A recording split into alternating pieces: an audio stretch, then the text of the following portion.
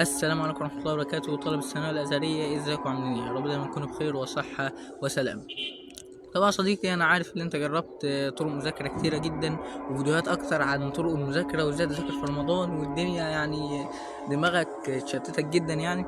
ولكن أنا جاي النهاردة أقول لك إيه أفضل طريقة فعلا، اللي هو واحد لسه خالص زيرو زيرو خالص، ما بيعملش أي حاجة في حياته غير اللي هو بيسكرول على الموبايل، قاعد بيسمع حاجات أنا ما أعرفش هي لازمتها إيه، بس ما علينا. افضل طريقه هو طريقه او تقنيه برومودورو. التقنيه ديت يعني في ناس يقول لك مش مهم، مش حلوه، عشان انت مثلا هتاخد مثلا 50 دقيقه او 25 دقيقه هتذاكر فيها، وخمس دقايق او 10 دقايق راحه، وطبعا ال 10 دقايق بيخشوا في 20 وال 20 بيخشوا في 30. ولكن المخ عشان يبدا هو مش هيبدا، هتقول له هبدا اقعد 7 ساعات، هو استحاله يوافق، هو مش هيوافق على 10 ساعات ولا حتى ولا 5 ساعات.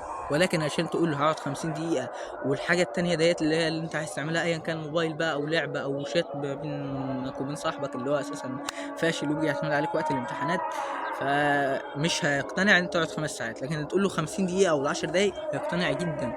ودي طريقة عن ثقة استخدمتها، عشان كده طلع شركة معاكم النهاردة. وإن شاء الله استنونا في سلسلة أقوى من الفيديوهات بعون الرحمن في الأيام اللي جاية.